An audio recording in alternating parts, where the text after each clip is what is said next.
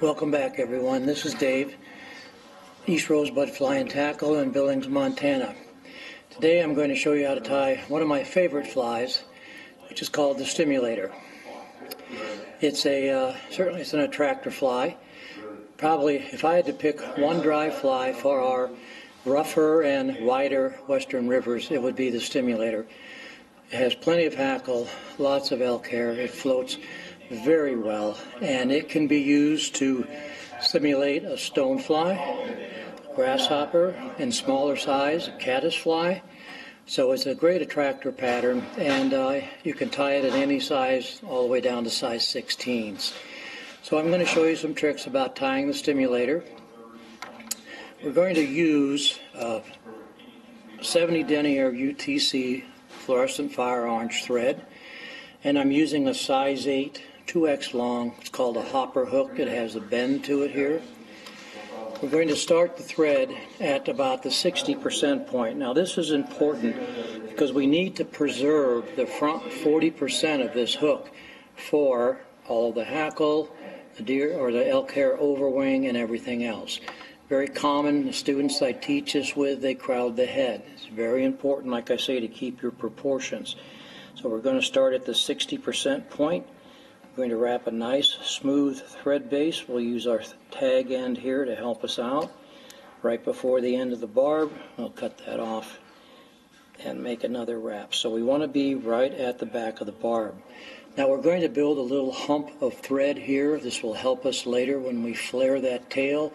That flared tail adds to the stability of this fly, helps to keep it upright. So we're going to make a little football-shaped clump of thread right behind the barb, like so, and with our thread ending up right in front of our clump. Now I like to use bull elk on this pattern. A couple of reasons. One, it's extremely durable, and secondly, it doesn't flare like deer hair will. So we're going to cut a patch here. Again, always cut twice as much as you think you're going to need, because by the time you clean all the short hairs and all of the fluff out, you won't have enough. So we're going to hold it about a third way down from the tips. We're going to clean out all of this substantial amount of short hairs and insulation. Get it good and clean. Now typically this is going to be longer than your stacker can handle, so go ahead and cut about a third of the butts off of this, and now we'll put it in our stacker. Make sure all of our hair is down below the lip of it, and stack it.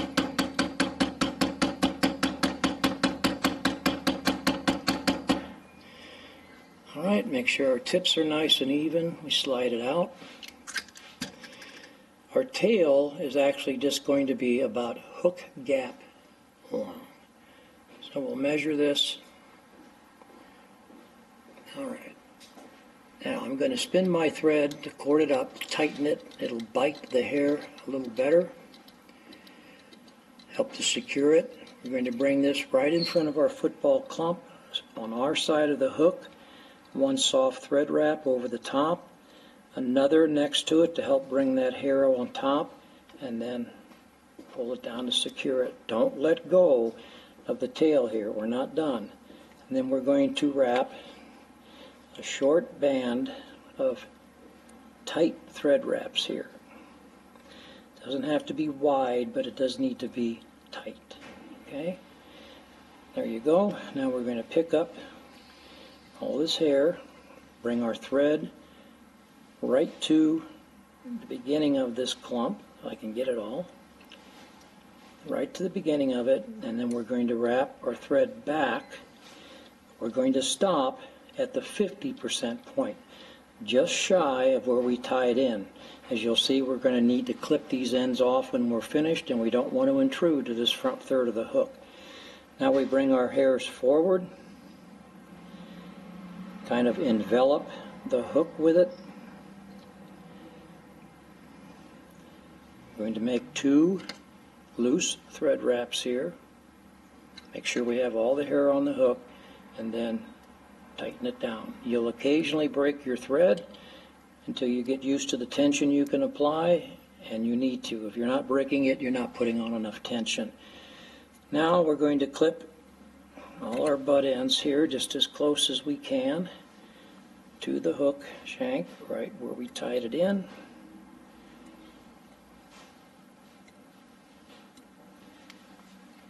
And as you can see, we've preserved that front third of the hook. Now we're just going to take a couple of wraps over this. This helps with the buoyancy of the fly. Now when we get back to where our little football shaped thread is, we're going to pick this hair up, the tail, and we're going to make some tight thread wraps back towards that ball of thread that will help to flare that tail like that, which adds to the stability, and we'll have a nice little red tag there on the end. Alrighty, since we're going to be palmering hackle on this section, we need to have reinforcement wire. This is a small size gold wire. I'm not going to let this one unwrap. Alright, and since we're going to reverse palmer it, we want it tied in on the near side, our side of the hook. We want the butt end of the wire to be about where the end of our abdomen is. We'll tie it in here, keep it down on your side, and wrap forward. Don't go any farther than that 50% point. Now you have several options tying the abdomen of a stimulator. You can use all different kinds of colors. I like kind of a golden stone dubbing when it's golden stone season. You can tie it in yellow for hoppers. You can do any color you want. I'm going to be using Antron dubbing here. There's a couple of reasons. You can spin it fairly tightly, and when we go to wrapping the head hackle, it's very important, and you'll know why when we get to that. So what we're going to do is we're going to dub back towards the tail, and we're going to dub forward. Now you want to keep this dubbing fairly thin, because when this gets wet, that fluorescent orange thread shows through it and gives it kind of a three-dimensional look to it. Okay, so we're simply going to dub back. As always, keep your dubbing thin. That gives you lots of options. Don't come to here and decide you need to add more dubbing. You always want to add dubbing to the tail end that you already have on there. It keeps it smoother and it clings to the thread better. Dubbing wax here. You can always come back over the top and fill in any gaps. Continue to wrap back. And then we're going to come back forward again. Students seem to have a lot of trouble initially dubbing, and the trick is you just want to cover the thread, no more than that, and always lay your next piece of dubbing halfway on the piece of dubbing that's already on the thread. It clings better and you get a much more even taper to it. Now as we come forward, we're going to taper the forward part of this abdomen, make it just a little bit thicker.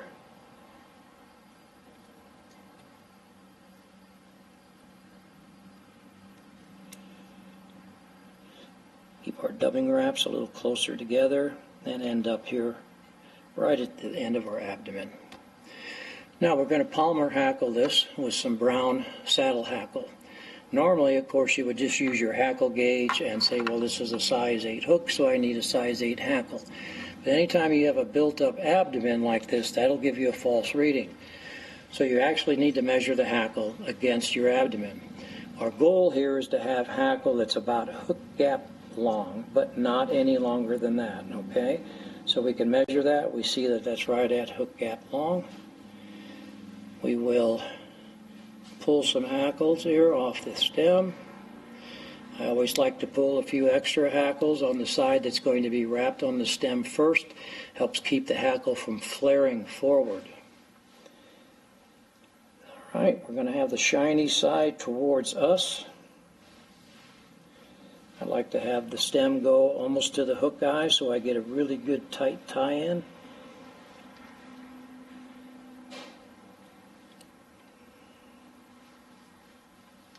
All right.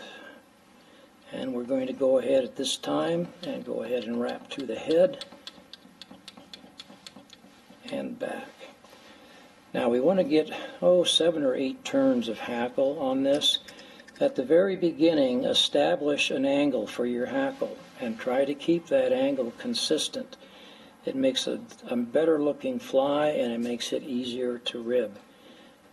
So again, we're going to try to get 6 to 8 turns of hackle on this. Make it look nice, because you can. Then when we come to the end, we're going to bring our wire here. And we're going to try, let's see, I have to go underneath. We're going to try to wrap our wire directly on top of each wrap of hackle, like this. Once you get one wrap down, you can let go of your hackle. As you're wrapping, you can wiggle your wire back and forth a little bit. That will help to prevent trapped hackles. And again, we want to make sure that each turn of hackle has support on it so that one trout doesn't take this fly apart. And we'll bring it right up to where our thread is hanging. Okay, a couple of nice tight thread wraps. When you're helicoptering wire off, make sure that your thread is tight, the spool is tight. If not, your wire will continue to want to rotate away from you and it won't break off. Now we get in here with just the point of our scissors and clip off the rest of that hackle. So now we have the back 2/3 of the fly done, and we've preserved our head space, which is what we were after. Next we're going to tie in our overwing. Again, I'm using bull elk. We need to cut a substantial amount off here, like so. Again, hold it about 1/3 of the way down from the tips and clean off all the underfur and the short hairs. The cleaner you get this, the easier it'll stack and the better your fly will look in the end. You can also use a hair comb when you get into bigger clumps like this. It's very handy, works very well. And then again, because of the length, we're going to have to cut off some of the butts so that it'll fit in my stacker. You always want to make sure that your stacker is large enough in diameter for the clump of hair you're using so that all the hair will fit in it and still have room to move. If you pack it in tightly, it'll never stack. And we'll give it some taps here. I have a feeling, no, it's going to work out all right. We've got the tips even, like so. All right, now typically, and this is up to you, you can make the wing about as long as you want. You can make it as long as the tail. You can make it anywhere you want. I like to make it about half as long as the tail. So we'll measure that like so. Grasp it. We're going to spin our thread to compact it, make it stronger, and make it bite into this a little better.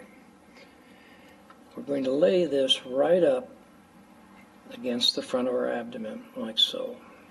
Slightly on our side of the hook, a couple of turns here, and then pull straight down. Don't let go of these hair tips. All right, now we're going to just make turns through this bull elk hair all the way up to about a hook eye length short of the eye. All right, I know it looks like a bad hair day, but this will form a foundation for our hackle. Now all we're going to do is we're going to clip this remaining hair as close to the hook as we can. It doesn't have to be clipped all the way down to the hook shank because we're going to be wrapping thread back over it. But we'll get it as short as we can without cutting our thread. All right, make sure the hook eye is clear. All right, now we're going to wrap our thread back and forth a couple of times to really get this hair secured and to get those butts those down. So make some wraps here. Now as you come up to the base of the wing, you want to make sure that you're tight against the abdomen. Look at the underside of the fly. If you have any kind of a gap here, you want to get your thread and really push it against the base of that wing so that you don't have that gap. And that also helps flare the wing a little bit. Okay, we're going to come back here about a hook eye short. Now, one of the reasons I use the Antron dubbing for this fly in particular is about the worst situation you can run into is when you're trying to hackle is when you have a sloping area. The hackle, of course, wants to slide forward off the eye of the hook.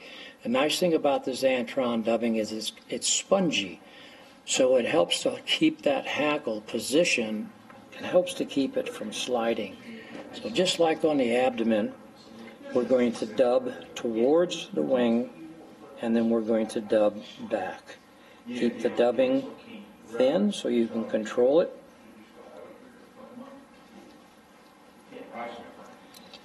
Make sure you keep an area behind the hook eye clear for tie-off. Again, it's very common for first-time tiers to crowd the head on this fly. And you'll find out that you'll end up with a mess and you won't have any room for that critical front hackle. We'll bring that right up to the wing. Try to keep a nice tapered base here for our hackle. Just a little more dubbing.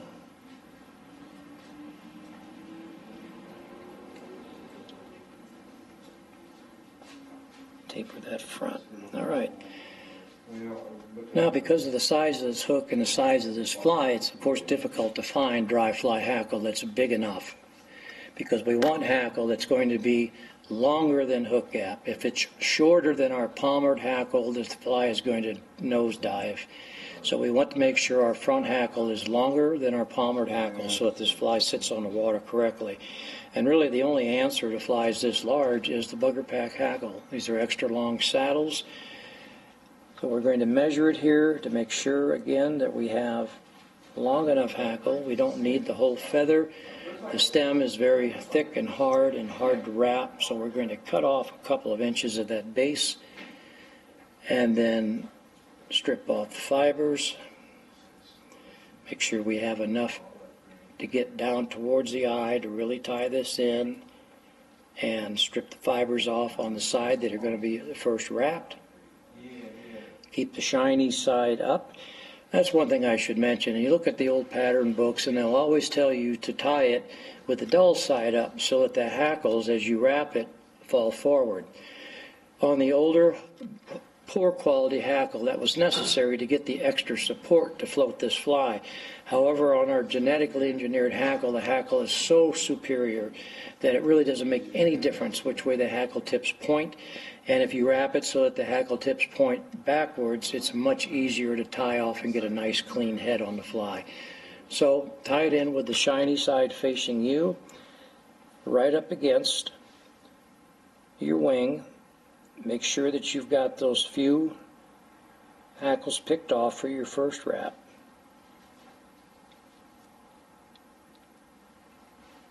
All right. And we want to really pack this hackle in. So as you wind it, make your first wrap right up against the wing butts. Keep your hackle point or tip slightly towards the rear so that you can really pack that hackle in there. This is a fairly heavy fly, particularly at this size, so we want all the hackle that we can get on the front end. Wrap those nice and tightly together. We still have enough room here behind the hook eye to tie off. Bring the hackle over to the side.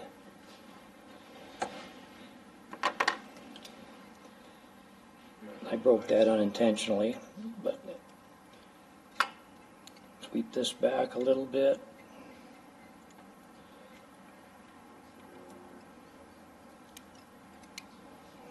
Make a nice head on this. Hackle standing up nice. We'll finish it. That didn't work.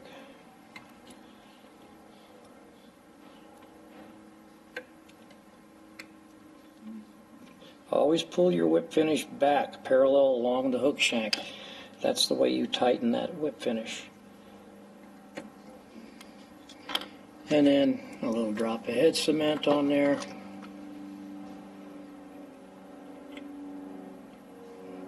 And you're good to go.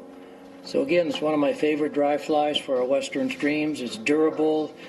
It can represent a lot of different insects. It's a good floater. Make sure you really soak this with your dry fly floatant and go fishing. So thanks for joining. Again, any questions or comments, don't hesitate to contact us.